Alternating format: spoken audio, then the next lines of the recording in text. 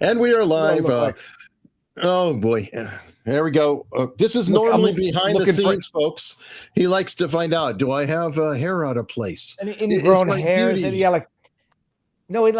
long hairs that get stuck in my stubble? Is it uneven?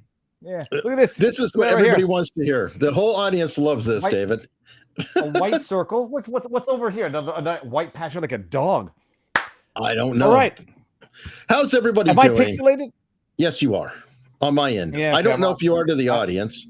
Everybody, please let us know. We are practicing beta technology that's being released as if it's a release, but it's truly a beta product at this point, Rumble Studio. But I want to give it a try again. I so badly want to help Rumble catch up with everything that's going on. And I've said the word. I need to be like Jeremy from the Corner and say Big Green. I want Big Green to catch up because YouTube doesn't like certain 6-letter words to be spoken out loud on the stream. Have you found that, David? 6-letter words. Yeah, starts with an R and ends with an E. Oh, yeah, thanks. I just said we're not going to repeat it. That is an urban legend. I had to not push back. I had to check. Jeremy said you couldn't give you couldn't mention the word Rumble in a YouTube super chat, which I tested and it didn't pan out. But I think linking out from YouTube. It did happen to me multiple times. I put it in and it just wouldn't go.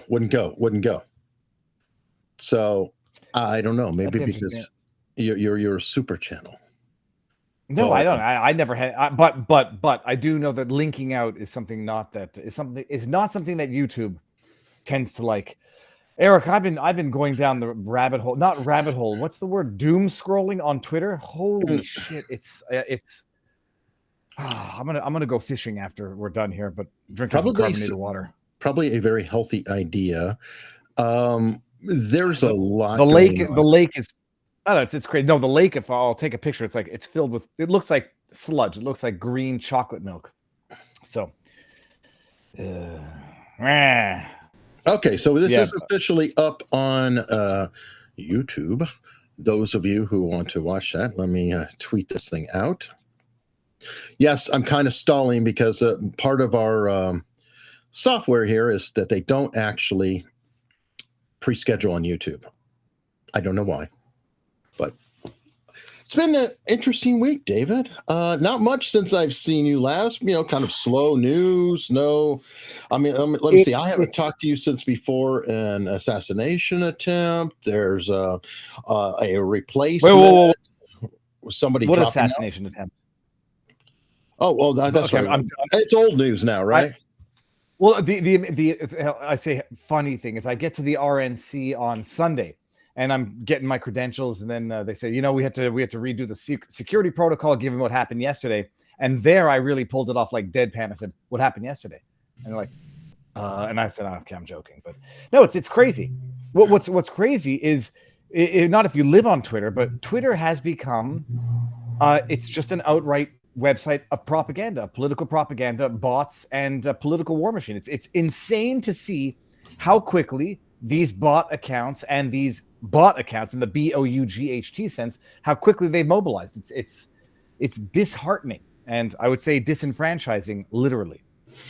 Yeah, it's funny you say bot accounts. I love that BOUGHT. It makes me think somebody spelled out Biden BUIDE, and I was like, oh, I like that one too. I'm tweeting it out right now so that nobody steals it. Twitter is overrun by bot accounts and bot accounts. Let's see here. Coin it. Okay, there you go. Max, what's up with you? Because he has bad bandwidth. He's in the commie Canada right now.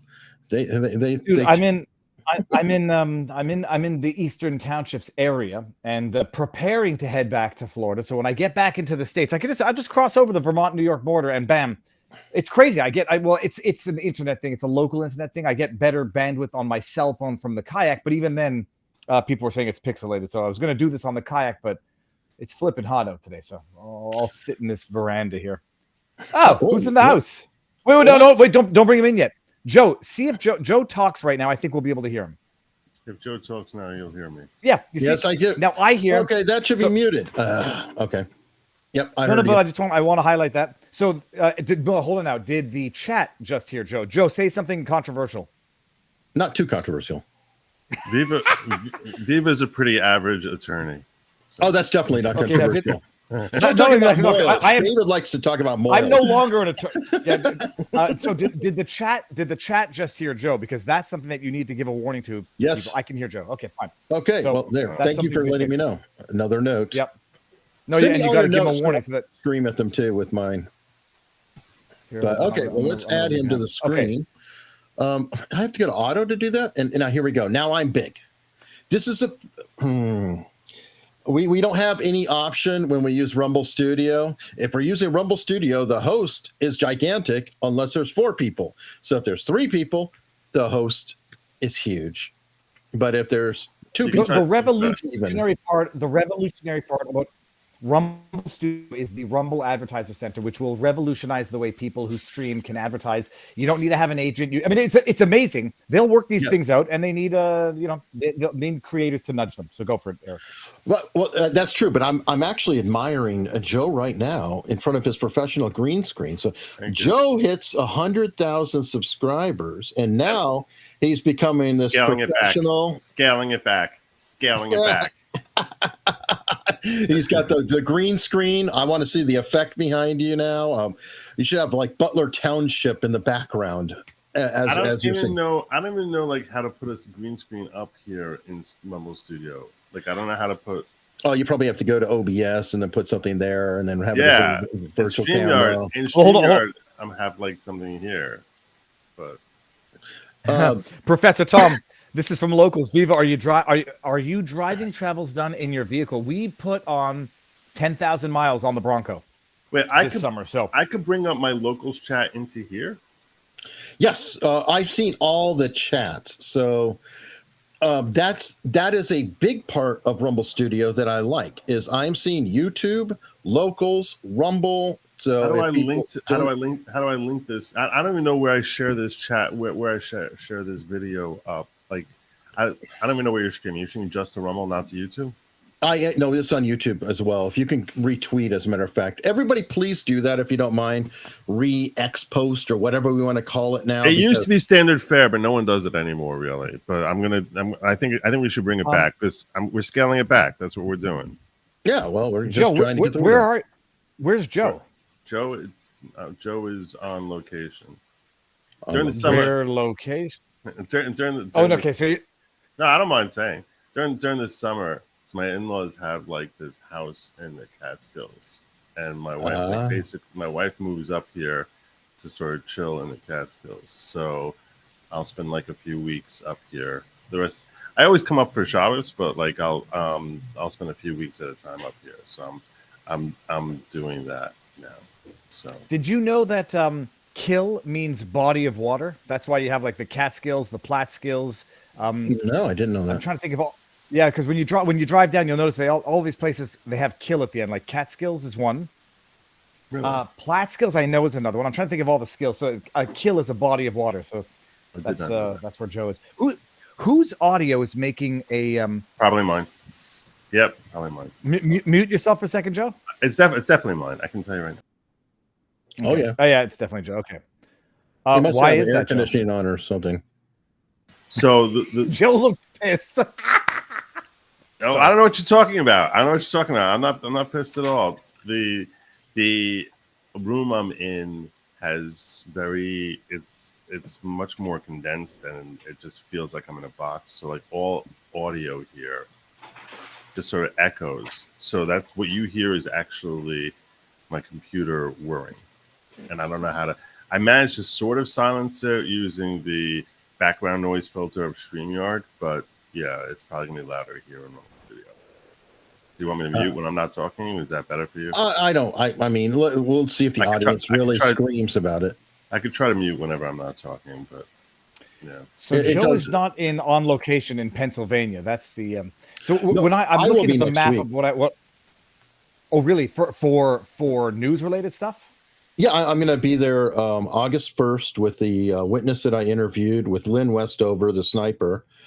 to go over the site and lay things out. It's stuff that Benny Johnson apparently is doing right now. It's like, thank you very much for jumping ahead of me, but I'll be going up first. There. I can't. I mean, I am not a big time YouTuber like you, and I don't have connections, like congressmen who will get me invited into the building to look out windows or stand on the roof. I don't have that kind of access at this point, but I will do what I can to create compelling content and hopefully an additional voice. We're going to go into sniper training, how that would break down, because that's literally part of the sniper school being under 200 yards. I was talking to Lynn about it and things like that. Well, shit, I'm looking at a map now. I'm starting my drive back to Florida. I know that we drive down through Pennsylvania. And now I'm thinking, well, if you could be there on August 1st, that would be amazing. Let me see that. I think going to Florida, that seems to add a fair bit. Like, I can't even look at Google Maps. The internet is so bad here. Now I've just zoomed out to like the cosmic level. All right. Well, it's next Thursday. No, it might be on the, dude, it's absolute. Oh no, I have to go. I'd have to go a little bit out towards Toronto and then come down. Well, you've got 10,000 miles. What's another 1,000? Oh, nothing. It's going to be with the kids, with one kid and 2 dogs. No, dude, Eric, I've driven from basically Miami to Montreal to Wisconsin, back to Montreal, back to Miami. All right, Neerman. Hello, Newman. Oh, so how has your summer been, Joe? No, you're still on mute now. It's like disabling the microphone and then re-enabling it you have to like click it 4 times. Yep. My summer has been awesome. I finally crossed that vaunted 100K threshold. Yeah, and I was really enjoying the RNC. I feel very stupid that I didn't go to the RNC myself. Like when I saw you and Barnes there, I was like, why didn't I go? Why am I not there? I don't understand that. Like, I don't know what went, and it never even went through my brain to sort of decide, should I go, should I not go? It just never even dawned on me to go to the RNC convention. No, is it hard to get tickets to get in there? Like, yeah, well, I mean, Rumble certainly helped because Rumble helped. I don't know how hard it would have been for an independent. There was a Secret Service background check, or at least you submit your identity. And I'm such an idiot. I wasn't going to go. Like, I had the opportunity. It's like, it's going to be like the RNC debate, and it's a long drive. My wife might kill me. But yeah, it was definitely. I mean, it was definitely an experience. Yeah. But there weren't that many counter protesters. They were kind of lame. Yeah. So yeah. Are you disappointed? Well, it could have been fun, but no, I'm just disappointed. I had to leave on the Thursday, and I missed the big night, the big speech. But I think I would have been uncomfortable with that many people there anyhow. So. Okay, I got to get feedback from you guys on that speech. I know I talked to Joe about it last week a little bit, so I'll talk to you, David. The speech is a little long, in my opinion. It was definitely long. I think he was proving a point that he can stay up late, have a long speech, not be scared of crowds. I mean, he was proving a point. Okay. Okay. No question. His speech following it up, like, the very next rally was like, okay, there we go, back to the liveliness. I actually was a little bit concerned, like, is he still rattled? And I don't blame the guy for being rattled. Obviously, none of us have taken a bullet in the ear. I would be seriously messed up for a while going, even doing a speech indoors. Wouldn't you guys be kind of going, oh, geez, what's that flash over there? And I noticed that they have balloon poppers. And I was like, isn't this kind of in bad taste that you're sitting there going pop, pop, pop, pop, pop, pop, pop, pop, pop with the balloons afterward? It's a wild thing that. Oh, sorry, go for it, Joe. No, I was going to say, to be fair, my issue was not his delivery, which is what I think you would be describing, Eric. It was more the content, because I think he had a unique opportunity when he got up there to deliver a speech about basic and almost ignore the DNC. Almost talk as if he's the leader, and he could have gotten up there and just spoken as if he's the president and saying, look at what political violence has gotten us to. Look at what the dangerous rhetoric that people from the left talking about me being a threat to democracy and motivating people to come and try and engage in political violence. And this is the time for us to come together. He could have taken that tone that he's the president already, and everyone would have just fallen behind him, instead of it being like, this is what I'm going to do, and like giving a rally speech. It was a typical rally speech that he had given. Very little difference other than telling over the story of what it was like to be in his shoes in the moment of the shooting. So that was an interesting little wrinkle that he threw in there. But aside from that, it was a typical rally speech as opposed to it being an opportunity for him to talk as if he's already the president of the United States about where America should go, and almost ignore Biden, the DNC, ignore all of them. That this is where we are going to go now, because this is America has now learned its lesson as to what comes from engaging in failed policies and ridiculous rhetoric that's obviously, manufactured and propped up by legacy media. And now we have to just move forward in a direction of unity here and recognize that we have to move forward together as one nation with healthy perspectives about how the government should interact with the family, how the family needs to be strong, and just give a talk like a leader with MAGA values. And I think everyone could have just come under that umbrella because he was so widely recognized as a leader as a result of the assassination attempt. You see what I'm saying? Like how that's a whole different tone, and it almost like becomes self-fulfilling. It becomes self-fulfilling where everyone's like, yeah, this is our leader. This is our guy. Yeah, they visualize him. Sure. And I agree. And my problem is that he wasn't even really a rally speech. In my opinion, like the rally speeches have the comedian Trump in there. Okay. And his delivery is very good on the comic side. So I felt like he put in all the subdued elements and took out, any of those elements. And you're right. If he just addressed it, somebody said fireside chat. I don't think it was a fireside chat. This is just my opinion, whatever. It could have been stronger. It wasn't the worst. He did get a message across. He was out there. He stood up. But, you've got to look at what happened now. We're not even I will tell you, but I do think some of you all are hating on it too much, because I was live streaming it and my audience, well, almost without exception, thought it was anywhere between good and phenomenal. So now maybe they were just hungering for him because of what he had been through, and they wanted to hear from him.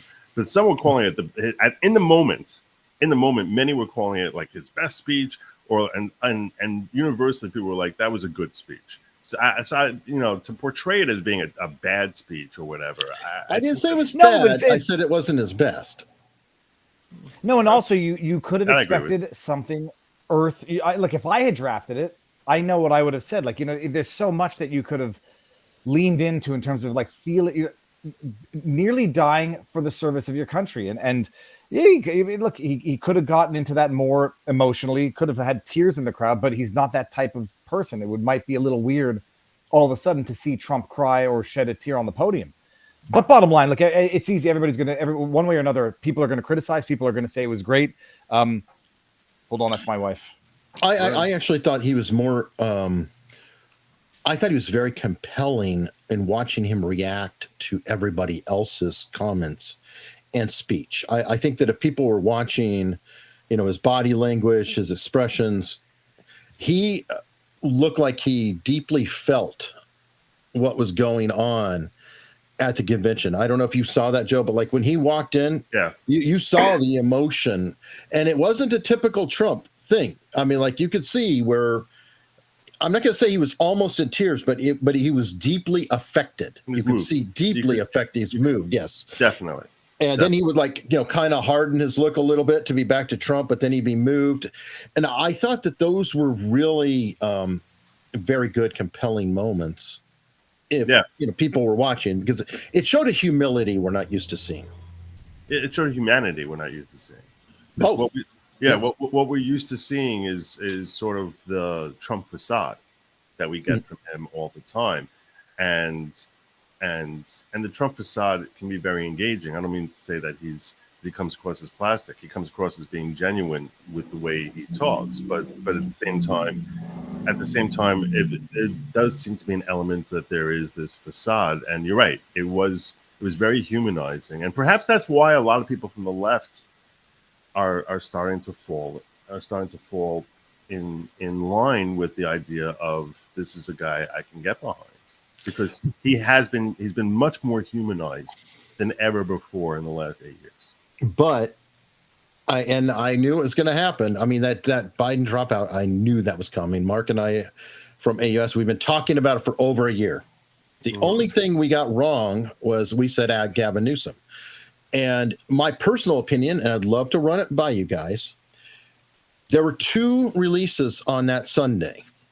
One was a letter that was written that explicitly named Kamala Harris as thank you for being a vice president, but absolutely did not endorse Kamala Harris. Correct. Yeah. Then a few moments later, a tweet goes out or an X post goes out endorsing her to be president. Now, was that Biden himself who did that, or part of Biden's social media team who went in and released that because it backed him into a corner? And what are you going to do? Unendorse her? Right. Which supposedly Barack Obama is not happy that he went out and endorsed her. Now, supposedly, according to New York Post, they put out an article saying that his camp is very upset that he went out and endorsed her. They actually want that guy, Mark, the senator from Arizona. I keep forgetting. Kelly. No. Mark Kelly. Oh, Mark Kelly. Yeah, Kelly. Mark Kelly. Yeah, that he actually wanted Mark Kelly in there, and that he was very upset that because he doesn't think Kamala can win.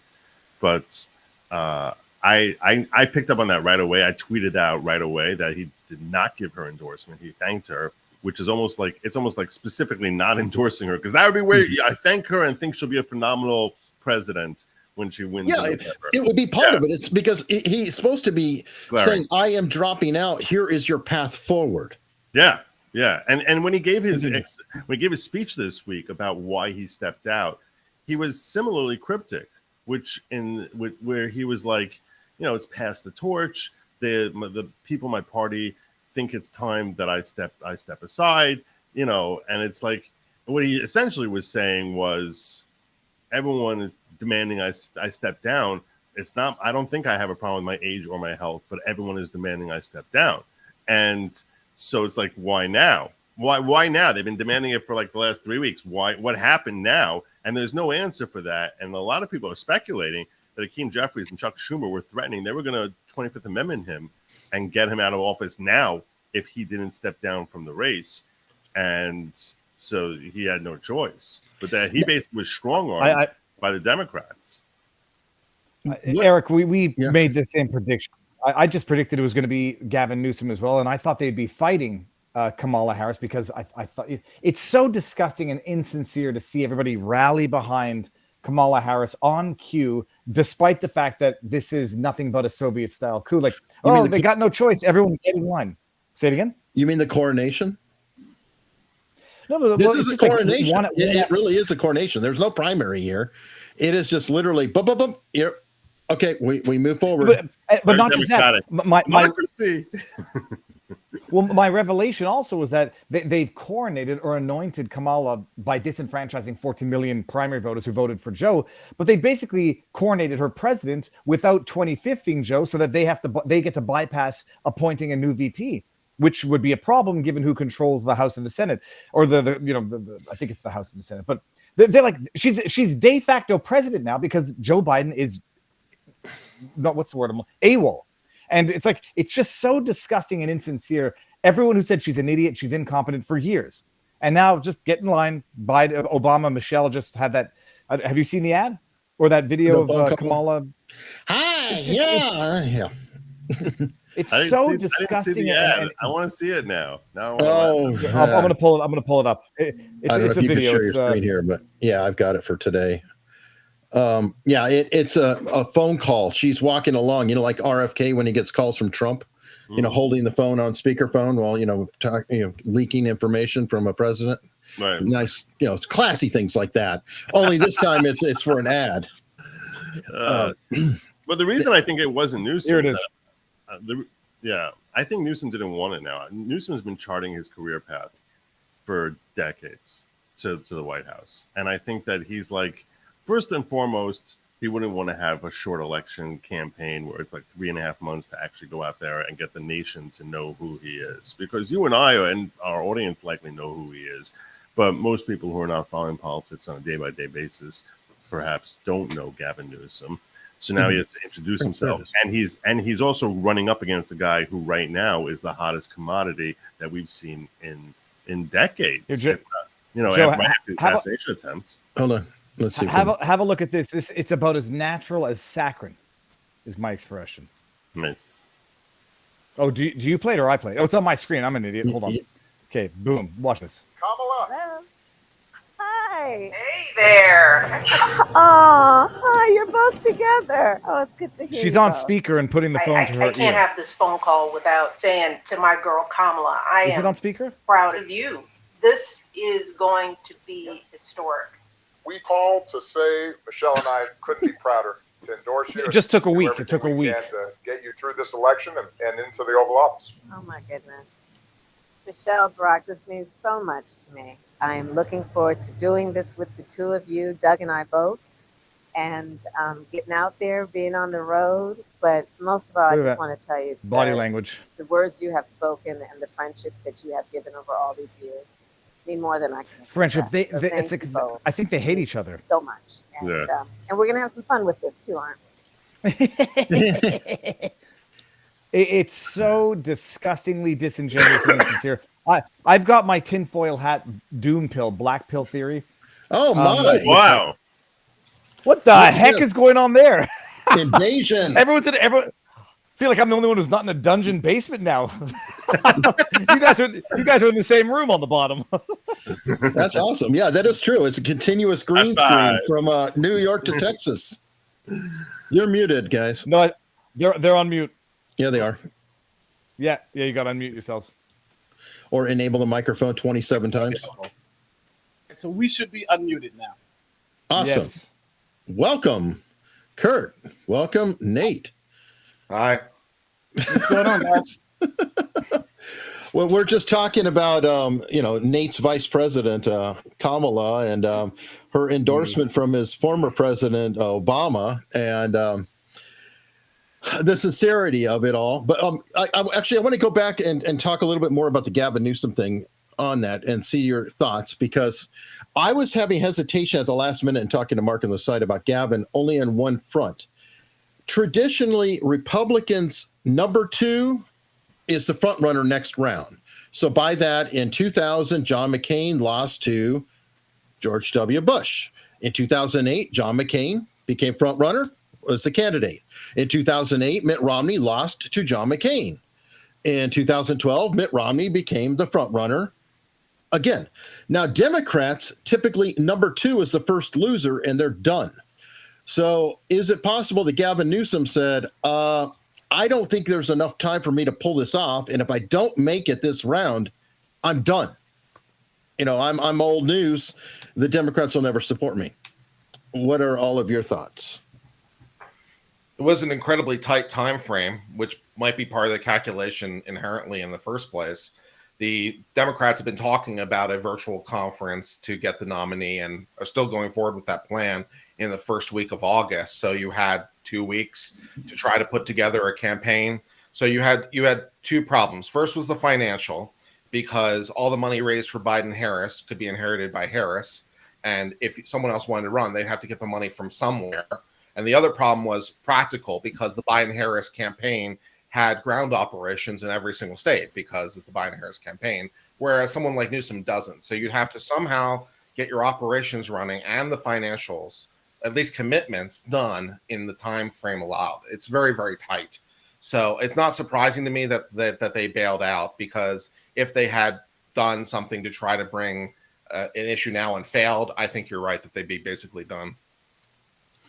Okay, and Kurt, Joe, any thoughts on that? Because again, I had thought Gavin Newsom, along with Mark, but as it went along, started to get a little creeped out the last minute. But I'm not going to say I said it publicly, so Yeah, I'm not going to.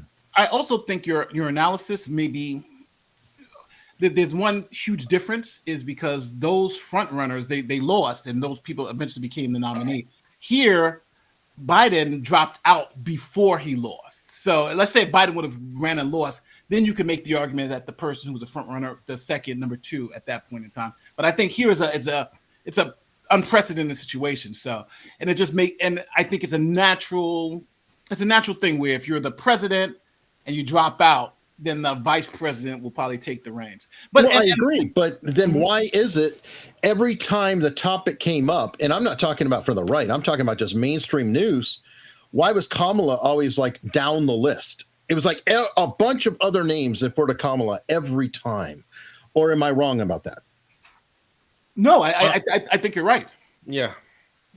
She has just by happenstance essentially got herself into this position. It's a positional play, and she didn't get a single primary vote for herself. No. I believe when she dropped out of the race for the primaries when Biden was running for the first time, I believe she was polling at something like 3% in California. So, not exactly the most popular candidate. She just happens to be the last man standing, as it were.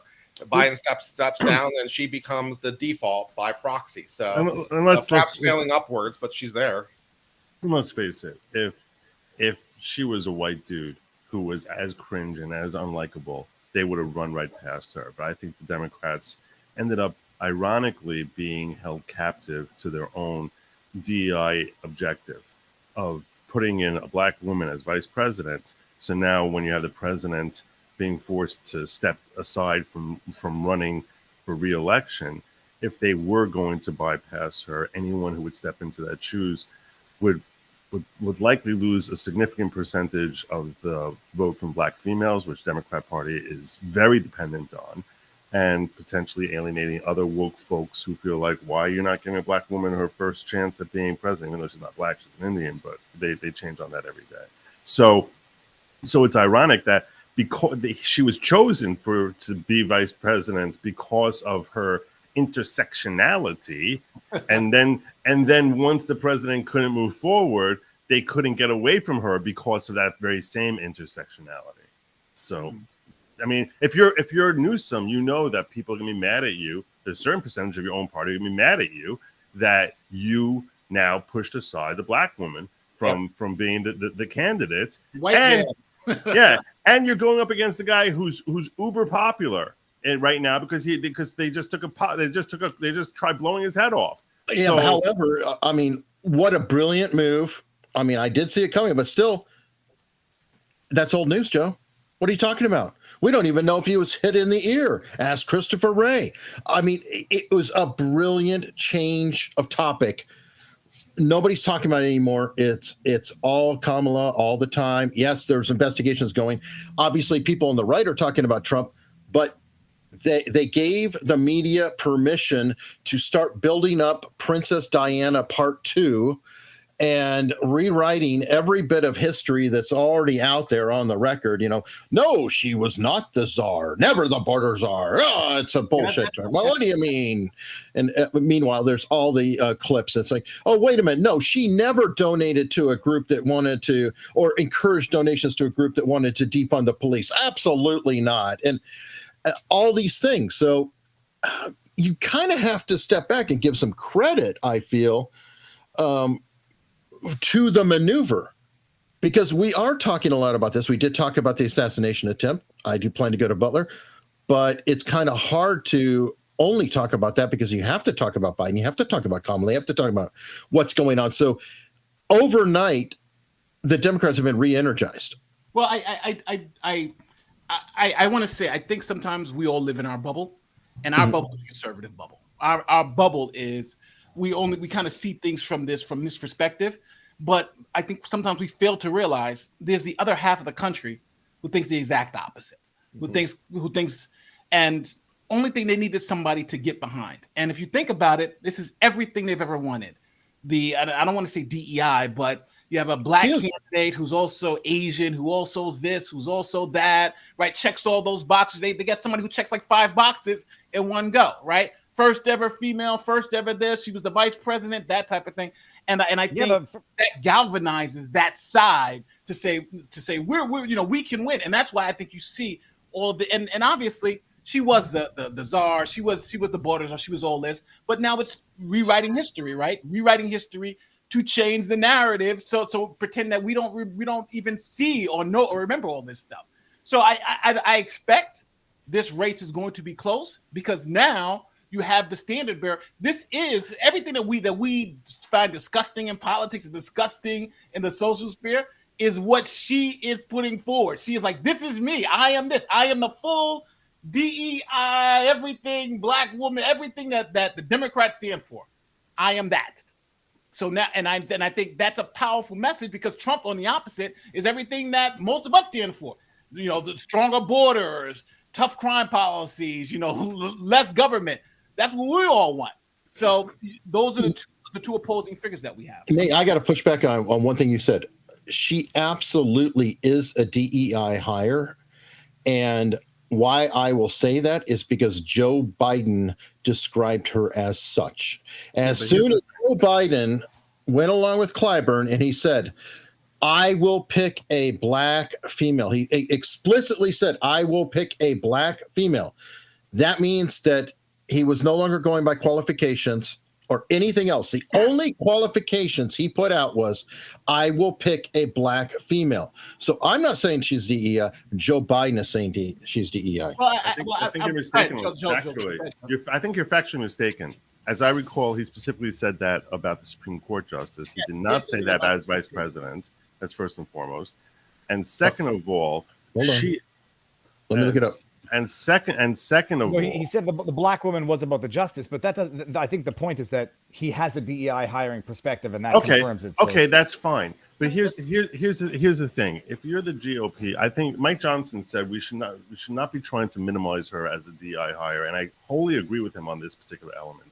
She has so many failings that you don't need to label her a DEI hire. You just need to go through the list of failings she has for the public to perceive her as ill-equipped to be a president, and that the only reason she's in there is because she's DEI. You don't need to give her the label for the public to attach that label to her. You simply go through her record. You talk about her record as a prosecutor the way Tulsi Gabbard did, that she threw 1,500 people in jail for marijuana use and then laughed about using marijuana herself, and that type of hypocrisy. You talk about her failings at the border. You talk about how you can label her cackling Kamala, that when she's asked, did you go to the border? You know, she's like, you haven't gone to the border, haven't you? And the reason she didn't go there is because she's not a serious candidate. And when she's asked that question, she laughs it off, saying, I haven't been to Europe either. So you show that this is not a person who's serious. This is not a person who's capable of leading our country. She's not capable of leading a jamboree club.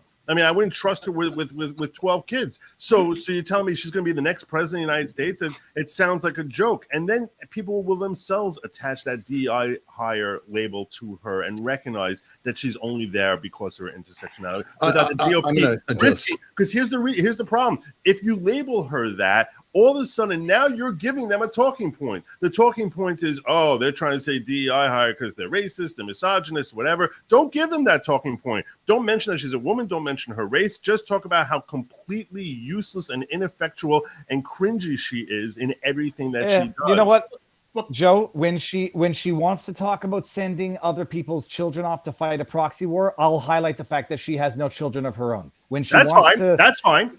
Well, but see, the idea is it's a multi-pronged attack. When you're talking about her being an abject moron, just an outright cackling moron, you call her a DEI hire because that's what she is. When you want to talk about her failings at the border, you attack her on that as well. There's a multi-pronged 4-month attack. All aspects of her are able to be criticized. And say, don't call her a DEI hire. No, when the context is right, I'll also make jokes about her sleeping her way through her career. But that won't be the reflexive response to substantive critique. Like the border issue, her, sleeping the way to her career is not going to be relevant. When it comes to whether or not she's qualified, her having slept her way to the top of her career becomes relevant. And I'm not going to not say it because someone's going to say, don't say that because that's not right. She's a woman. I'd say it if it were a man too. Right. Well, I would say this. But the problem is that Trump's, noted for not exactly being the most faithful person on the planet when you get into sexuality. So I don't necessarily know if we want to get into the whole, so Trump can be paying off porn stars and sleeping with them, but she can't sleep. That does lead you into a bit of a trap, David. One thing about DEI, I do want to make the distinction between DEI unqualified and DEI qualified, because I think those are two highly different things, right? I do agree with Eric. I believe Kamala Harris is a DEI hire, but that doesn't mean she's not qualified for the position. She was senator, she was AG of the state. She has a lot of those. In other words, she has just as much qualifications as a lot of the other vice presidents, probably even more. So I think I would definitely say she's DEI because Biden was like, I'm going to hire black women too so I can get the black vote. But in that sense, she's DEI, I think, qualified. So the same thing with the Supreme Court justice. She's obviously a DEI. He said, I'm going to hire a black woman. I'm looking for a black woman. That's 100% DEI. But she was qualified. She was a judge. She was this. So DEI versus DEI qualified is a different thing. I also think that all the things, Harris has not been truly attacked at the national level as I think she's going to be attacked. And I think all your criticisms are 100% correct. I find it insane how the news media, especially about the borders, are, because that's where her real problem is, right? She was given the border to fix, and it's worse than ever. What, so Nate? Nate, the news says that's a lie. She was never the border czar. But the thing is that if you look at I forgot what his name was, but he literally has the clips of when she was named border czar and how MSNBC, all that stuff. She's a border czar, and then now they said she's not the border czar. So I think those things. I think she's vulnerable, and I honestly think Trump can easily beat her. But I think you can't underestimate the power of stupidity, and I think that's what you're essentially fighting against, the power of stupidity. And there's a lot of people there who are going to vote for her because of that issue. So, 100% agree. So, very quickly before we go any further, part of the reason that I am using Rumble Studio is for the opportunity to try the new Rumble. What is that name, David? You know what it is. It's the Rumble Advertiser Center. Okay, Rumble Advertiser Center. So we're going to try this again. I've done it once before, and let us talk about and see how this goes. Pick the one. So just so everybody knows, you can pick the ones that have the highest, cent per view. So yeah, which is no longer available. Okay, let's try that again. Welcome to Rumble. This is so fun. Okay. Unable to perform campaign. May no longer be available. Okay, so isn't this fun? This is well, here, let it. Here's one. Go to Viva Frei and get some merchandise at vivafrei.com. That's vivafrei.com. Okay, I'm joking. I expect to pay later. Look. Where's Eric's check? I'll send you a shirt. You get 10% off your shirt, Eric, with promo code Viva. So, all right. Kurt, well, that's not working. How close does Kurt live to Nate? About 20 minutes, 25 minutes. Oh, that's cool. That's very cool. Yeah. When he moved to Houston, whose place are you in now? I'm at Nate's place. All right. We usually try to get together like once a week for breakfast or lunch or something. So. Very cool. All right. Okay, let's jump now. Of course, Nate left. He's an empty chair. He has some good stories that he's just putting out this week. I didn't know if we wanted to actually get into some law stories. Is Nate nearby, Kurt? Because I can't. Not particularly. Oh, figures. Okay. Well, can you pretty good. Oh, go for it, Hunley. What other stories do we want to talk about? We've been political. It's not really the law at this point. I'll tell you the interesting law. I don't know if you guys know anything about FEC related to this. Is there's all these different claims relating to whether or not she's actually entitled to the money, because what makes her. I mean, the money that's raised for the Biden campaign, apparently they try to Biden for president. They're just renaming it Harris for president. And that seems like it's a blatant FEC violation. It's theft. It's theft. Trump has filed a complaint, or he's filed a lawsuit. She wasn't even his VP when he made his Biden for president campaign.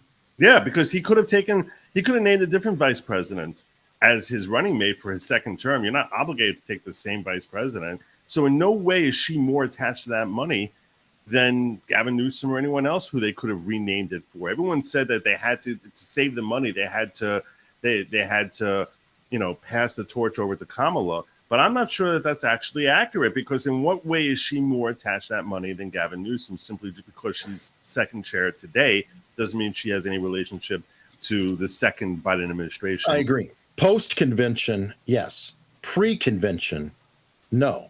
So if they went through the whole convention, he accepted it, all that, and then he said, I've got to drop out. Well, then it is. I think it would have made sense. And he named her as his vice president. Then you can say, if for one reason or another, God forbid, Trump dropped out of the race, in theory, Vance is the guy. Vance would have the authority to basically say, this is my money.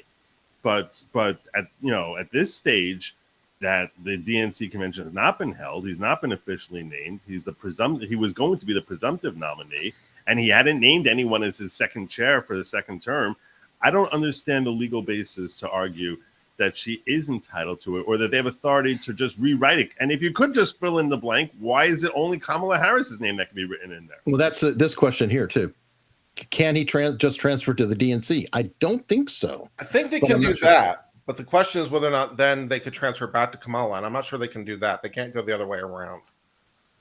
So I think funds that are raised for the specific purpose can be raised for the general, can be transferred to like a general, like a PAC or like the DNC, but they can't necessarily go the other way around because it becomes a campaign contribution. So if you're right that it's technically the Biden campaign and not the Biden-Harris campaign, then yeah, I'm like, what is her basis if she's not basically part of the joint enterprise? Because I've been operating under the presumption that it was a joint tenancy, and that he is dropping out naturally made her the inheritor by operational law. But if that's not true, then your point is valid.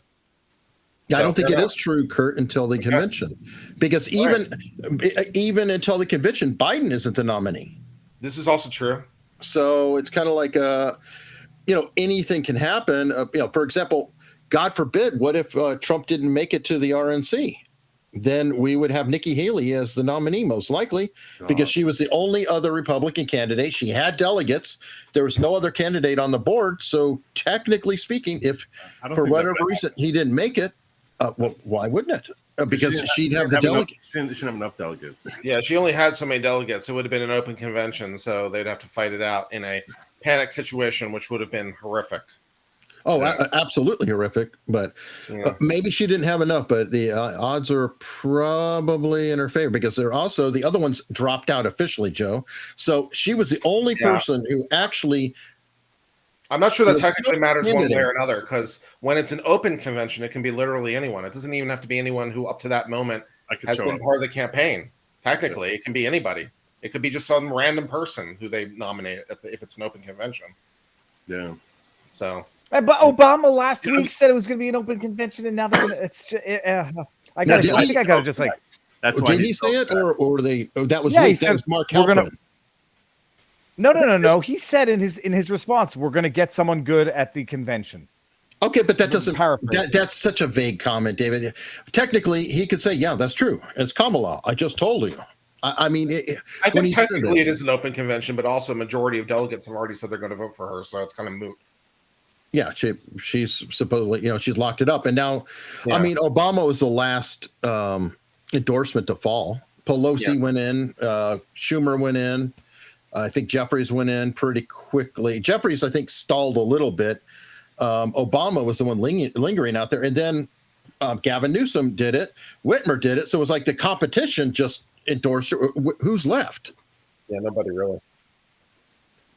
I mean, it's And before we get away from the thievery that we've seen here, there's another element of thievery that I covered this week, which is apparently she raised $100 million, almost overnight, and everyone's all excited about that. And one of the things that's interesting, though, is that we all know about how James O'Keefe spotlighted how the Democrats will use Act Blue to make these fake donations in names of people who are not actually the ones donating. Well, apparently, according to a report that I saw, there's a guy named Hans-Georg Weiss who lives in the Midwest, who's a billionaire and a Soros wannabe, who donated $20 million.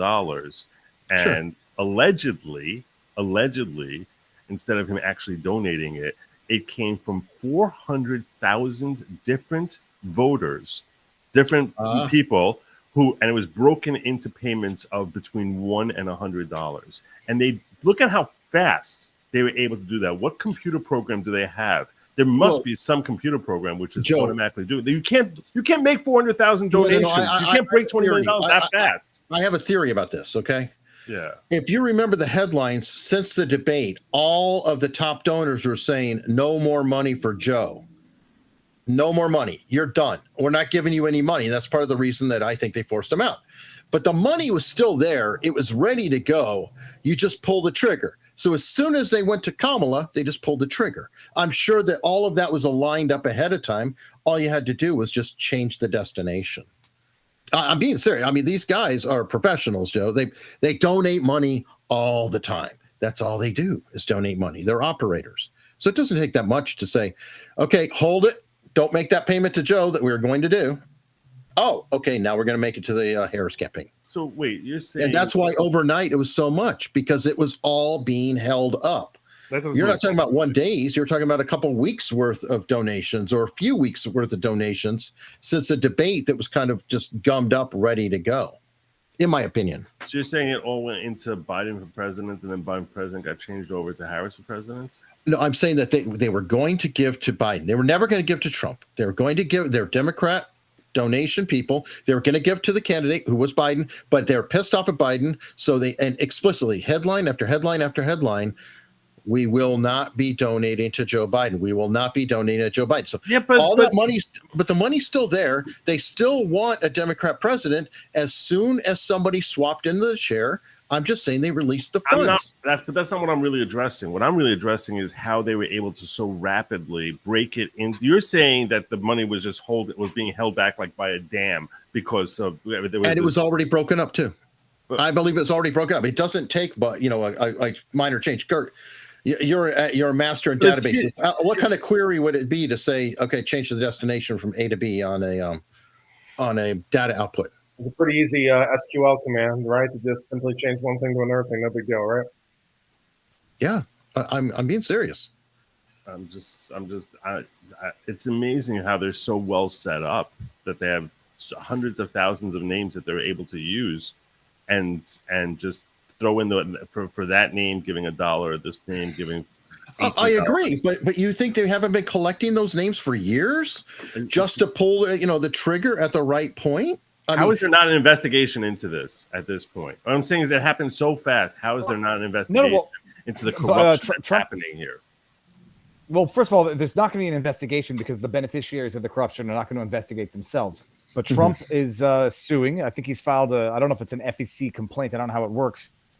We'll talk about it Sunday. But Trump is suing, and it's an FEC violation as far as I'm concerned. The only difference is that they're not gonna highlight it themselves. They'll just make it look like par for the course because it's all corruption. Is it a violation though, David? Is it a violation? Because Kurt, and you probably know more about this than I do.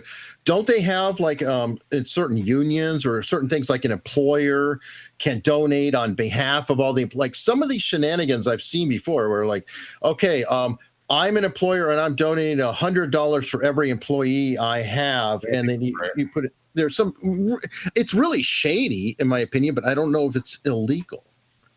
No, I think Trump has filed a complaint.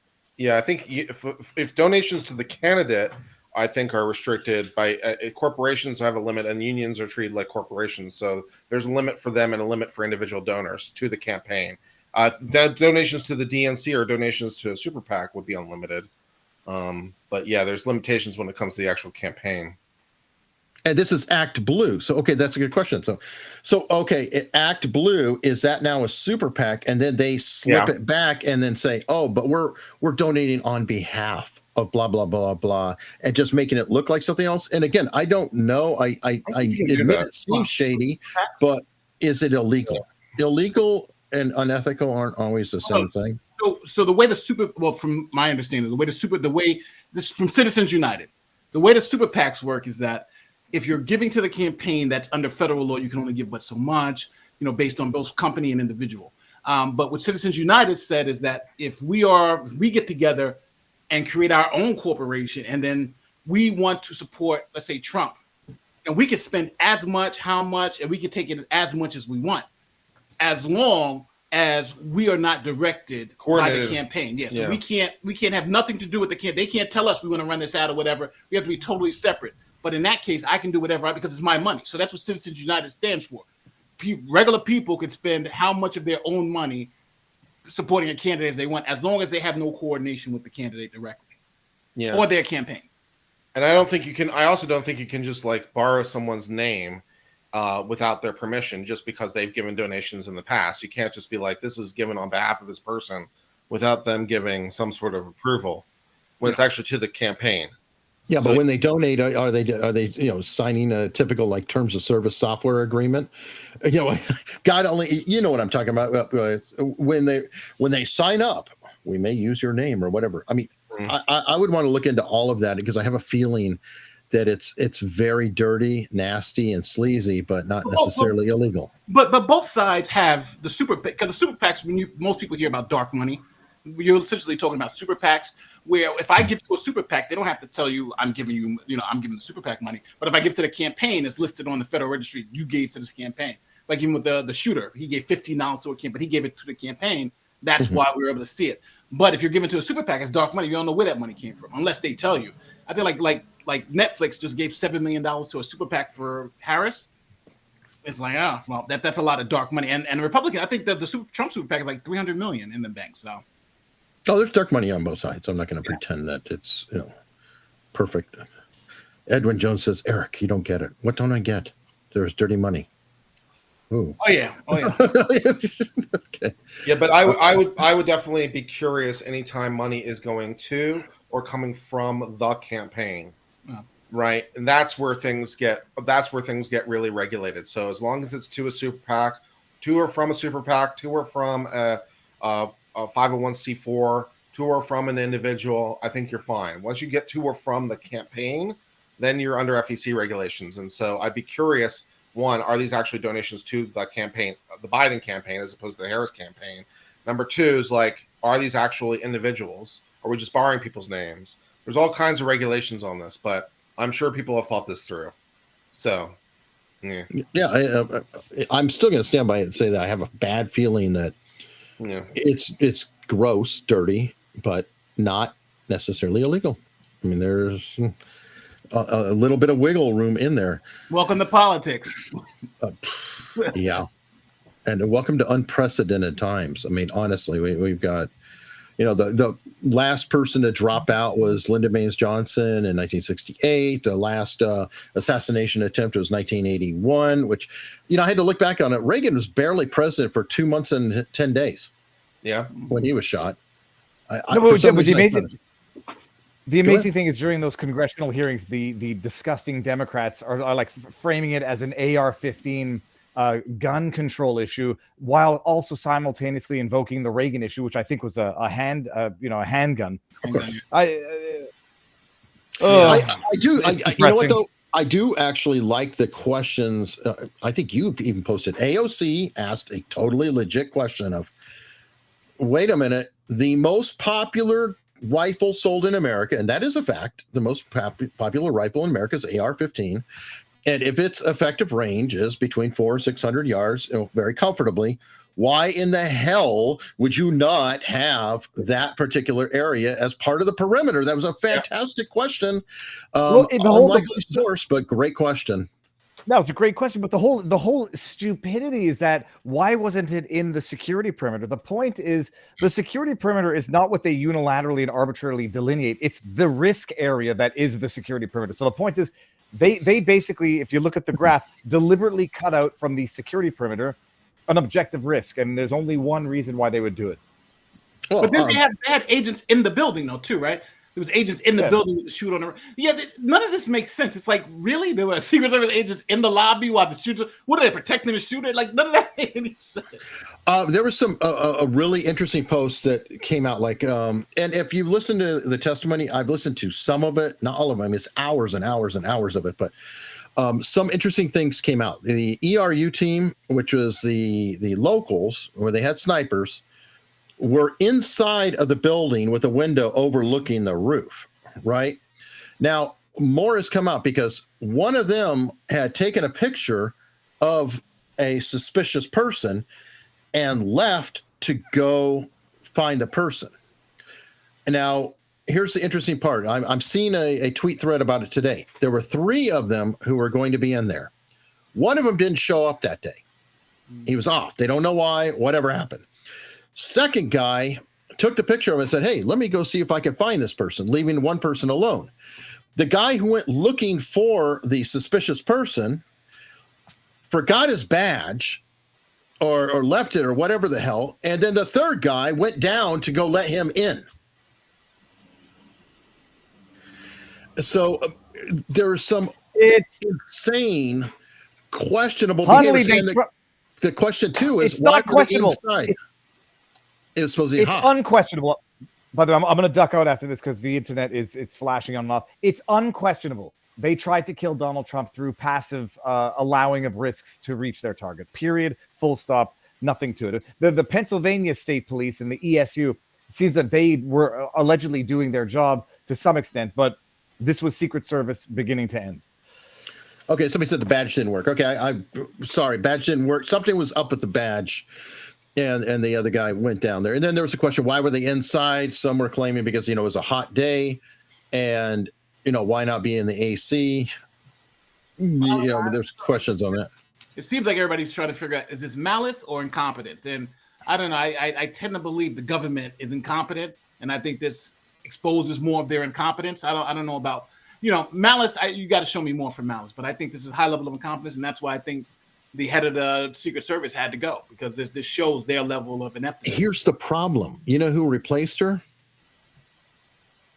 The main operations guy, the guy who was actually approving the plans. Well, think about it. I think right now, I think that's based on circumstance, because she has to, for the Secret Service director. I know the leader falls on her sword, but a couple need to go with her.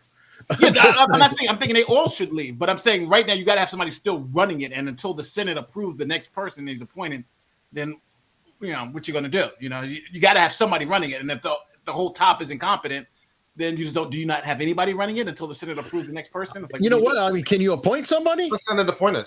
This is head of Secret Service. Yeah, not Senate appointed. I thought it was confirmed, but I said no. All right, no, confirmed. I'm pretty sure. Yeah, because it would be a lesser appointed. I think it's just appointed by the Homeland Security. Yeah, okay. I mean, Mayorkas, put somebody in there. Why not? Pull in an expert. Maybe pull in the previous director or somebody who's opposite. I'm available and I know how to guard a roof.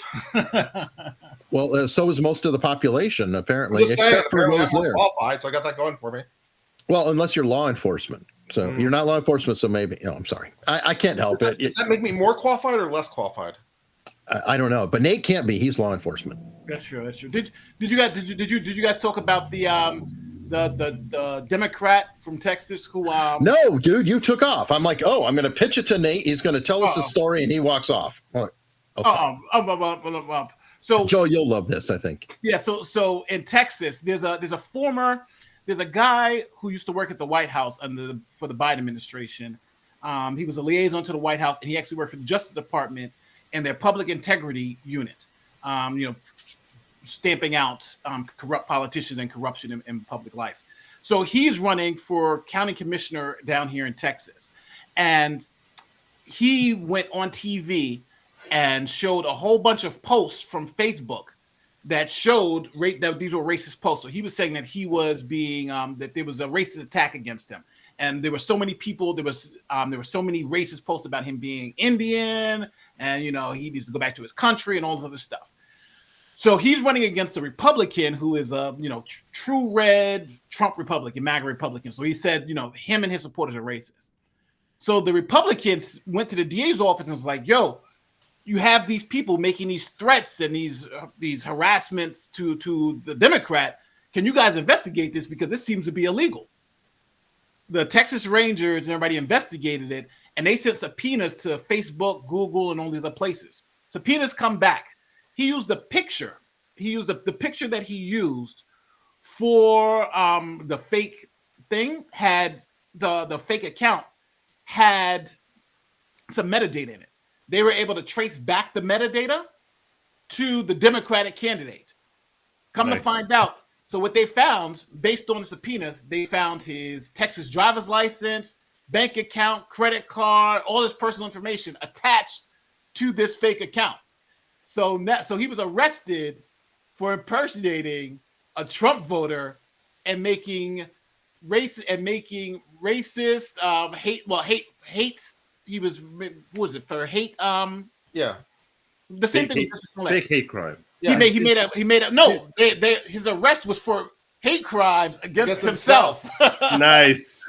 so he was arrested for making hate crimes and impersonating a Trump voter. So he's like the first person in history to ever be charged with impersonating a Trump voter and creating a hate crime against and also against a fellow Democrat, which was a nice touch on this things too. So he also used the fake accounts not to make threats against himself, but also against a fellow Democrat he used it to make threats against them, presumably to make that fellow Democrat look good. Presumably it was like an inside job kind of thing. But yeah, when the demand for racism outstrips supply, there is not enough racism to go around. That's okay. We'll just generate our own. Apparently, is the solution to that problem. And that's not the end of the story, because the story he's the Jussie Smollett of politics. Yeah. But we haven't even gotten to the next part about this story.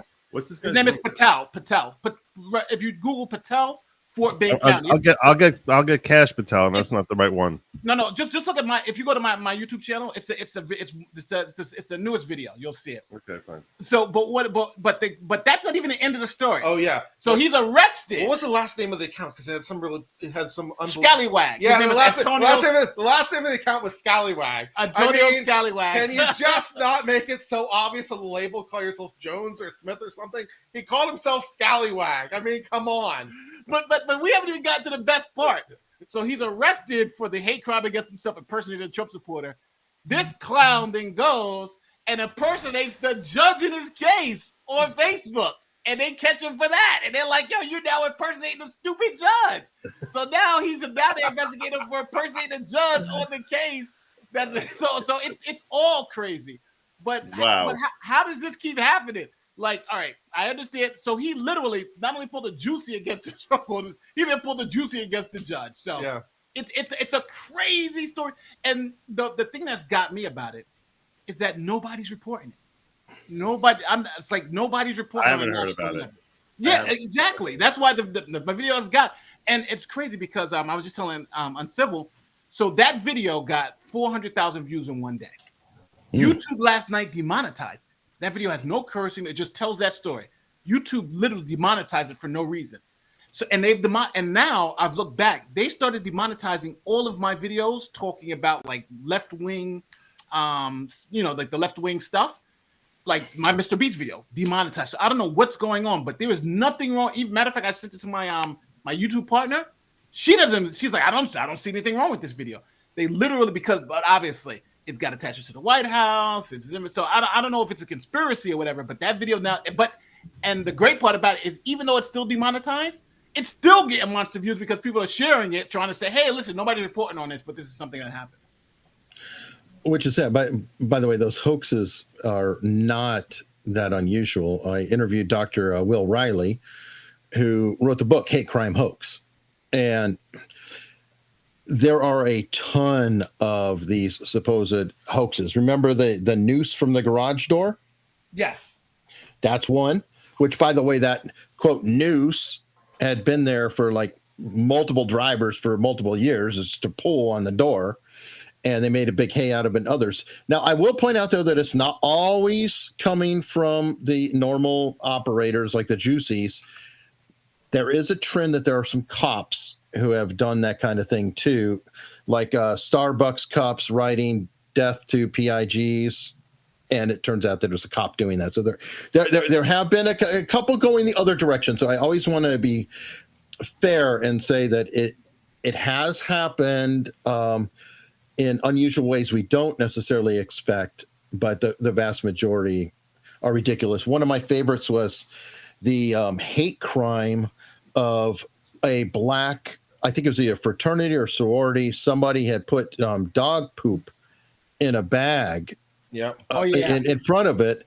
Well, it turns out that it was a blind student who had a dog, and they are told that if they can't find a proper trash receptacle or whatever, being blind, they have a tough time of it, to set it in a off pace by a door somewhere so they can dispose of it properly. They were just following normal procedure, and they didn't really know what building it was because they had trouble seeing it because they were blind. Right. Yeah, but I want to let me share the video so you guys can see, because people. Okay, but while you're getting that, let me get this super chat here. Does anybody want to have a moment of silence for Sheila Jackson Lee? Look, I'm not happy that I don't wish death on anyone, but yeah. Yeah, I'm not wishing death on her. I'm not celebrating her death, but I certainly am. I don't think that. I mean, a lot of people die, and she was old, and it's not like she was a contributor to society. She was sucking from society. So her last tweet also is kind of symbolic. What was her last tweet? If I recall, it was something like, "If this speech, I'll die before the speech is done." About Donald Trump's speech. I think that real? That sounds. Let me look it up. It's all perspective. I'm no fan of Sheila Jackson Lee. I think it was funny when during the election she told her voters to vote on the wrong day. So she had ads and they were like, vote on November 7th, and the election was like November 5th, so it was like crazy. But I think in the community in Houston, when she was the congressperson for, she was well loved. And she was the person for that community. Those people said, we like this, and she was there for like 27 years.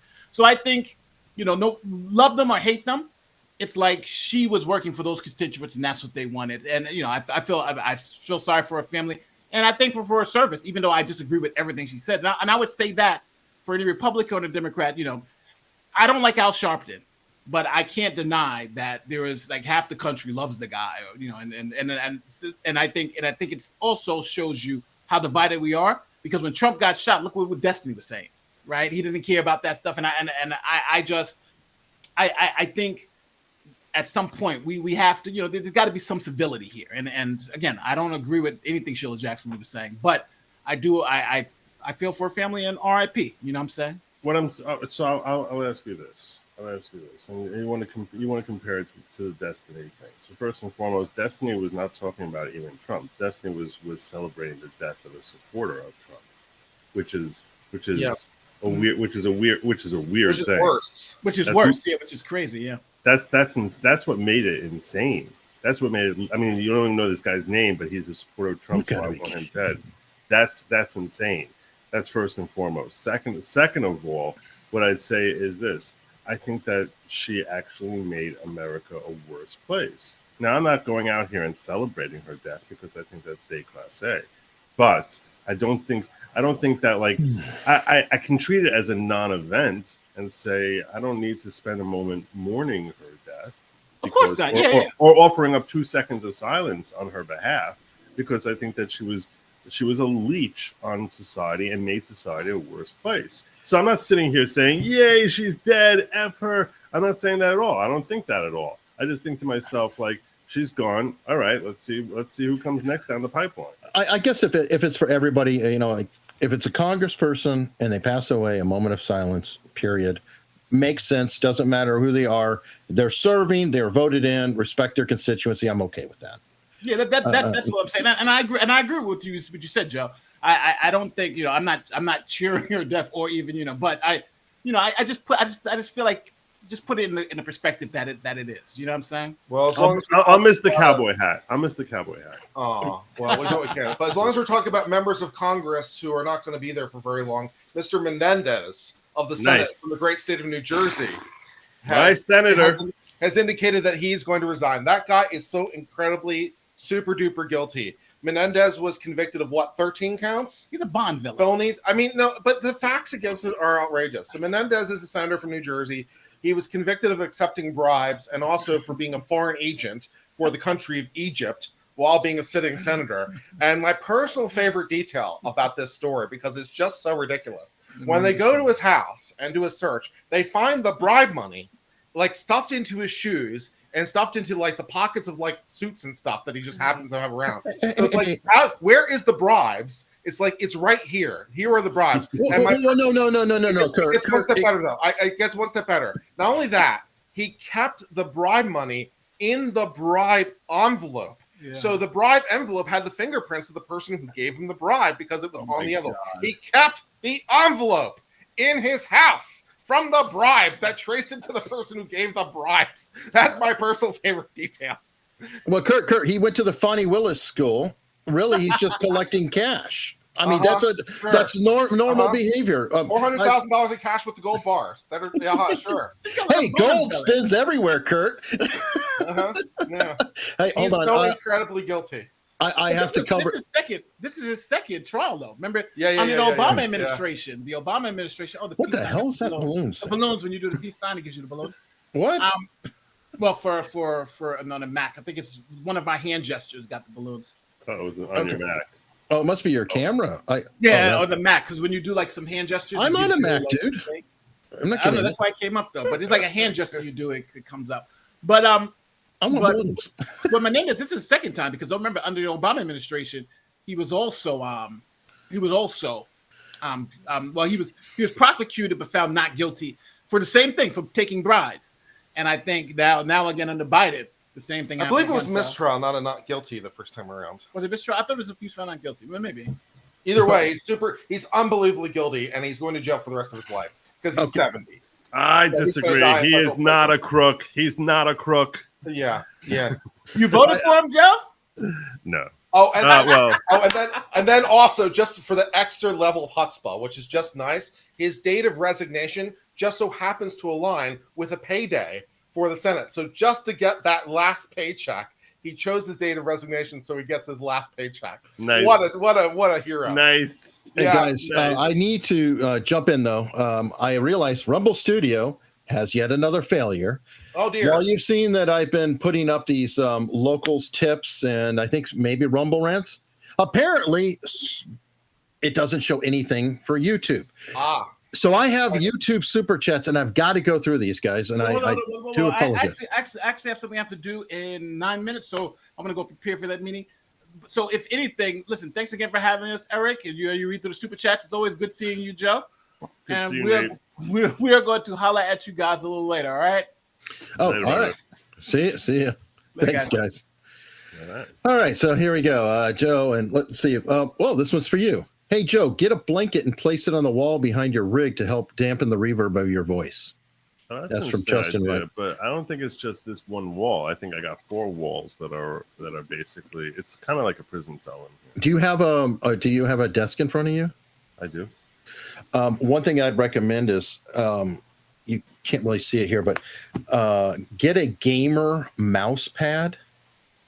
And I know that sounds weird, but your desk is actually reflecting up because it's wood or some hard surface.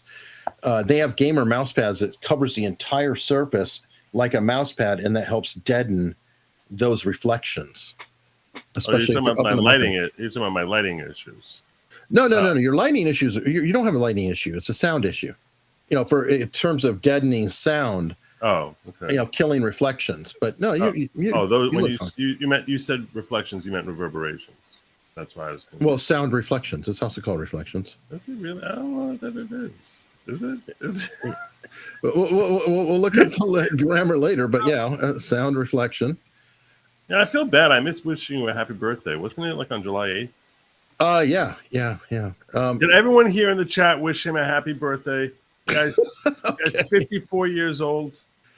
By the way, here's the definition. Sound reflection occurs when a sound wave strikes a surface and bounces back onto the original medium, retaining its original frequency and amplitude. Yeah. It's governed by the law of reflection. But thank you for the birthday wishes. I'm getting continuously older. I am a Gen Xer. I admit it. Joe, he can't admit who he is and his identity, but he is a Gen Xer. We're too old to be Gen Xers. That's what I say. No, we're not. We're middle. We're right smack in the middle of Gen X. We're pure Gen X. All right, whatever. All right. Starscream 1540 said pollster Frank Luntz, Kevin McCarthy's roommate, said the scripted part of Trump's speech reached the remaining undecided and moved them to Trump's side, but it changed lost them once Trump deviated from the script. Okay, both are from Starstream. Thank you. Michael Austin said Kamala is expendable. Less so now. But in terms of if she loses this round, they could do a whole retooling and come back stronger with a Newsom or somebody else, and that could be the plan. Absolutely, that's definitely Gavin Newsom's plan. The Gavin Newsom's plan is watch her get torched. Hope that America is having some sort of struggle session in 2028 and come in there and basically say it's all Republicans' fault and now you need to bring me in. That's hope to. But what if she wins? Then he might be sitting there on the wings for 8 more years. I guess he's young enough. Yeah, but it's always a gamble because remember the whole thing with Obama is they're like, wait your turn. It's not your turn. It's Hillary's turn. He went and he got his full 8 in. So I don't know. It's always a really hard calculation, and I'm not bright enough to know all of this. Rowan Cowart. This is proof that Kurt and Nate are not the same person. That's funny. Oh, finally. Let me see. Rowan Cowart, not to mention her extensive commie ties. Kamala. Soltron, I've heard about Kamala's relationship with, but how did she sleep her way to the top? There's a gentleman known as Willie Brown. Soltron said I meant to say Willie Brown. Willie Brown was Kamala Harris's benefactor. He was a very heavy political operator in California. And Kamala Harris, back in the day, is said to have had a relationship with him that involved getting a position and a car and other things. I'm not going to go full on because... Wait, you said getting in a position in a car, or getting a position and a car? Or probably two things can be true at once. I don't know. I wasn't there personally, but there's also footage. You can see her walking in with Montel Williams with another female. But him introducing her as Kamala Harris. It's a pretty wild thing. It's a pretty wild thing. Myra from Sweden, I think. I disagree with Viva, by the way, about calling her out about sleeping away to the top. And the reason I wouldn't do that is because while it's something that we here on the right all know about, it's something most people on the left probably have never heard about, and it just makes it sound like we're trying too hard when there's so much fodder that she just every time she opens her mouth, she gives more fodder to attack her. Why attack about things that you can't prove? Because as you said, you and I both don't know. That weren't there. We don't know. No, who does know for sure? We can all speculate, but that just sounds like conspiracy talk or whatever to someone on the left who looks at her as being so accomplished. And so what was Donald Trump just convicted of?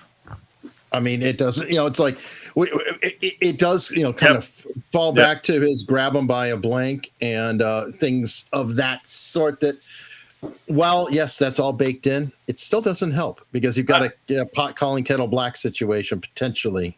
Yeah, and I heard some birther claims about her also. I don't want to hear none of that crap either, because it's just like, it sounds like you're trying to not have to face her. You don't have to face her on merit. It sounds like you're dodging her on merit, when just the opposite. Merit is the sweet spot of where she should be attacked. So, yeah. I agree with that. I mean, Myra said, I like this good logic guy. Uncivil and his brother are okay. The Mop has some good takes too. Thanks. Okay. All right. Well, there we go. That's the description of the crew. The Viva Mop. All right. Let's see. Lily Smith said, no one should believe Kamala will be running the country even if she wins. The same people who were running Biden will still be doing it. Maybe, but here's the problem. I think we've seen an internal Democrat civil war. I really think there was some strong maneuvering going on in the background, and what just happened was not necessarily expected by everyone. I agree with you totally. I think it's amazing that she managed to get all this support behind her. Although it could be, and this is what I was speculating about 2 weeks ago, because I actually called it. I said on 2 weeks ago today, Friday, after our show, I was doing a locals live stream, and I said within the next 48 hours, Joe Biden's going to drop out. And we ended the show saying we won't know who it is until Sunday. I mean, because Halpern leaked the Sunday thing, and others. And by the way, you know what Sunday was, right? No, what was it? National Ice Cream Day. Oh, it was the ice cream crew. It was the ice cream crew. Ice cream. I want ice cream. Yeah. So he, I was speculating that Gavin Newsom could get it, but I wasn't if he was so inclined to take it. And it's the same thing for Gretchen Whitmer. If they're so inclined to take it. By the way, did you hear Gretchen Whitmer? The hubris of this woman. Oh my God. Without even being offered, she's like, I don't want to be Kamala's vice president. I think Gavin released the same message or leaked the same message. That's I mean, it's not even hubris. If you know you're not going to be picked and you want to get ahead of the message. Yeah, I guess, but it's like, I don't want to be. You can't fire me, Joe. I quit. Yeah. And it's also, I guess, maybe you could say in the defense they don't want to be attached to the train wreck that is Kamala Harris. So they're basically like, okay, this is not my show. You go do your thing, honey. You go do it. This is not my show. I mean, look, if we're standing here today, and this is one of the things I want to just remind everyone who's a Trump supporter to just be cautious. It is July. It's July. And a lot can happen. No one's gonna in November. No one's gonna remember. July seems like ancient history. I mean, think about let's put it this way. If you go back 3 months from July back to April, at that point in time, Trump didn't even have a guilty verdict yet. Like that, and that seems like ancient history. So understand how in the political world, a month is 8 eons, and 3 months is like another century.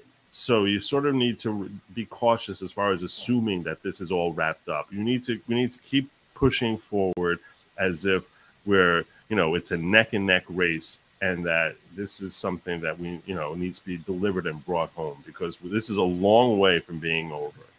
100%. I would tell you this: I think Biden is angry from his message. I think he's angry that he was forced out. Oh, yeah. I mean, I personally feel, man, by the way, what do you think about the fact that Pelosi was mucking around the 25th Amendment in 2020, and they confronted her about it? She said, this isn't about Trump. Wouldn't it be very interesting if all the way back then, because there's staffers who were saying, yeah, we knew about Joe's problems in 2019. No. What if this mechanism was put into place all this time?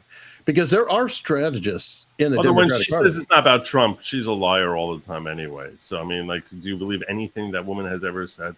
I mean, seriously, do you believe anything is not purely... I mean, dude, a broken clock can be right twice a day. Okay. AOC could ask a good question in front of Congress. She did, right? Yeah, I mean, I'm never going to not pay attention. Yes, I don't trust a lot of people and things like that, but I do listen. And a lot of times I feel like they literally are telling us what they're doing. Oh, that's while true. They're doing it. Like the rap and smear thing. Like the rap and smear thing that Nancy Pelosi talked about. That's true. That's true. So sometimes just listen to their words, because that's one of they're literally telling you, and they can't help themselves. Let me get some more the last of these super chats here.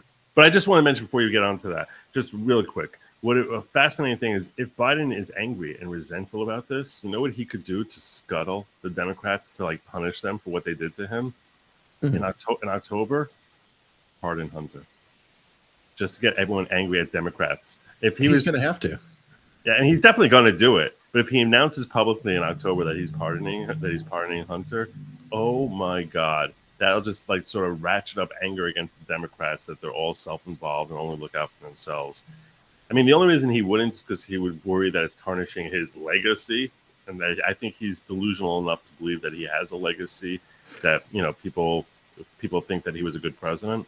But that would, if he's feeling vindictive, that would be the best way for him to help take down Kamala, if there's any concerns that she's actually going to win. Honestly, I don't even know about Joe at this point, and we could be seeing another October surprise. We will see October surprise. No. He could step down and all of a sudden give her legitimacy as an incumbent, and keep this in mind. This is where it gets really crazy. I think there's no chance that happening. I think he's too angry about this. I don't know if it's anger. He may not have a choice, Joe. I mean, the guy is getting worse and worse and worse and worse, and this is not a slow-moving condition. Maybe. And I'm not wishing ill on anybody, but it wasn't even a question if he could make another 4 years. It was a question if he could make it to January. And I'm being serious. He is not in good shape. This is not. His health is not good. It doesn't look great. But here's the weird thing. Whatever happens, if he were to resign, with Menendez also resigning the Senate, we no longer have a tiebreaker situation. You have a 49-49 Senate. We've been talking about this on AUS all the time. And the succession will quite literally be Mike Johnson. So it would be Kamala Harris and Mike Johnson. So number two, in terms of the presidential succession, would be the Speaker of the House, because you couldn't get a vice president confirmed. That's pretty wild. I mean, think about these really weird historical wrinkles that we may be stepping into with everything that's going on in the current situation. So That's really wild. I don't know. Let me see. Chad Smith said, I'll take the UBE next week. Jealous. LOL. I don't know. The Unburned said Johnson dropped out before nomination. Yes, so did Joe Biden. Joe Biden dropped out before he was nominated. Myra from Sweden said Hunley is pulling a Biden on the super chats. No, I'm not. What those studios doing to me? I'm set up to fail. Look, I'm looking forward to more and more super chats, and despite the way how much you bungled the YouTube super chats, I feel like we should look forward to the rest of the stream. Look to what can be unburdened by what has been. Dude, oh my God, it's killing me. Did you see her? I mean, her drunk rambling. I mean, I cannot describe it as anything other than just drunk. God, I'd have to find that. I mean, you know what? She's a gift. They're so she's so memeable. Mean.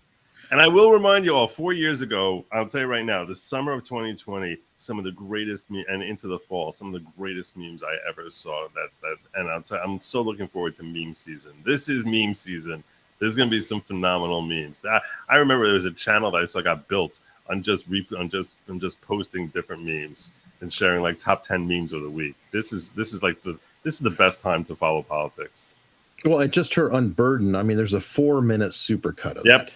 Yep. 4 freaking minutes of her. But what's hilarious about it is every time she says it, it's as if like, you know, she puts the accent in a different place. Yeah, but it's also like it's accent is in a different place, and it's also saying it like as if this is the most sincere thing that I just need to get out there, that you know, for the first time I need to just drop this on the audience for the very first time so that they all hear this and make this powerful, impactful thing that no one's ever heard before. And she said it 40 times before. Oh my God. Well, more than 42, but yes, it is remarkable, and I love the just yes, she's a gift. Myra again from Sweden. Viva is the mop, by the way. Nate doesn't have good takes. No, Nate's our buddy. And cargo pilot guy, no respect for traitors and communists. Never. Fair enough. And last super chat, Kimmy Joe. Joe, there's a hissing sound coming from your mic. Okay. Yeah. We know Joe's working on it. It's hello, just Joe. Joe's working. What I'm thinking about doing. So if I put a blanket over my computer, that should reduce the hissing. Oh, it's going to make the fan go much louder though, so you got to be careful on that. I don't know. Because it's going to get hot. And then you're going to be getting stutter sessions there. I think this is probably better, right? I still hear it. It's kind of hard. Move it across the room or something. I don't know.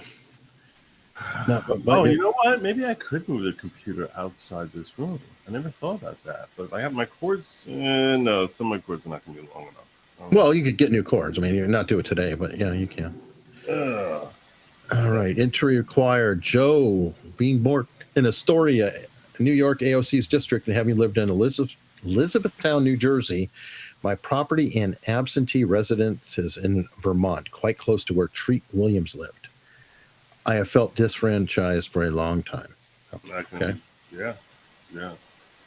And he and Mrs. Entry required love us both. So I grew up. Thank you.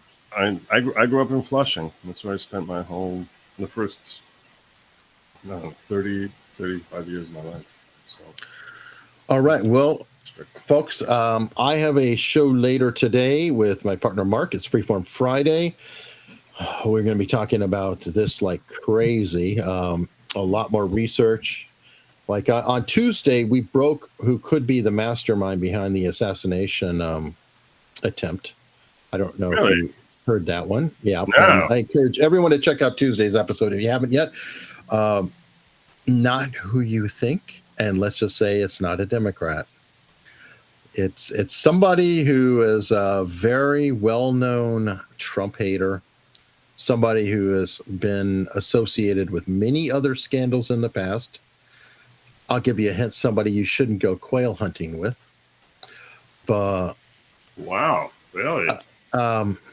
Really? Like I said, yeah, you might want to check that out, folks. But we'll probably be bringing it up again today. I'd love to see the evidence of that. I'd love to see the evidence of that. There's some neat. There's some associations that you may want to look at, like Kimberly Cheadle. Where did she work before she became the director? Who did she serve? Who was she practically a family member of? Really? Oh my! Really? Anyway, fun things. Wow. Don't have a smoking gun. I'm not going to claim that, but boy, it's one of those. It's like there's a lot of red string tying crooks. You're saying there's a lot. There's thoughts. We're just a lot of red string. When we have the map up here behind me, I'll have the red string behind me with and just all circling in on one name there, which will be with some dinosaur type of. Yep. Someone whose daughter said that we have 8 months to take this country back. Somebody who explicitly. Anyway, look. You don't go creeping around like some lizard there. We'll dig under rocks and we'll find. This is why you should be subscribing and make sure you check out Eric Hunley and Gruber with their America's Untold Stories, because they're breaking down. They will dig under rocks, dig out all the lizards, and share it with you in ways that might really surprise you. Think. Yeah, make you think. So, what do you have coming up, Joe? I got nothing. I was dreading this question for the last hour and a half. I was like, he's going to ask me, what do I have coming up? And I literally have. I have my 100K celebration, which was supposed to be this Sunday. It's probably going to be a week from Sunday. That's basically the date that I'm looking at right now, a week from Sunday. Dude, congrats on that, seriously. Thank you. I really appreciate that. I have a lot of people that I'm very grateful to. First and foremost, my wife. But so that's gonna be fun. And basically, I do a nightly show that people seem to really like and enjoy and hang out with. And really, they hang out with each other more than they hang out with me. But it's a phenomenal community. My community that I've been blessed to have is just amazing. So yeah, goodlogic.locals.com. Check me out on YouTube, on Rumble, on the Good Logic, and I always love hanging out with you. I love having you, everybody. We do this every week at 12 p.m. Eastern. I'm pretty much his Friday afternoon Mark Gruber, because I'm the reliable one. I like seriously, right? Well, Nate's pretty up there too. Yeah. I do appreciate it. I'm the one who's most likely to be here, only because. And I'll tell you this much: it's not just that I enjoy hanging out with Eric, which I do, and the panel that he brings together, which is awesome. That I get to actually have friends for a couple hours a week. But no, I'm also appreciative of the fact that this guy helped give me exposure when I had under 2,000 subs. So yeah, anything I can do to help boost interest in anything he's doing, I'm happy to step in here, because I appreciate that. I was number 2, I think, that had Joe on. Yeah, Nick Ricada had me on first, and then he had me on next. So, and he's been back ever since. Repeat, he can't get rid of me. Yeah, I think you've been on for about 3 years now, right? Yeah. So, all right, love it, everybody. Thank you so much for coming by. Hope to see you next week, and we'll talk to you later.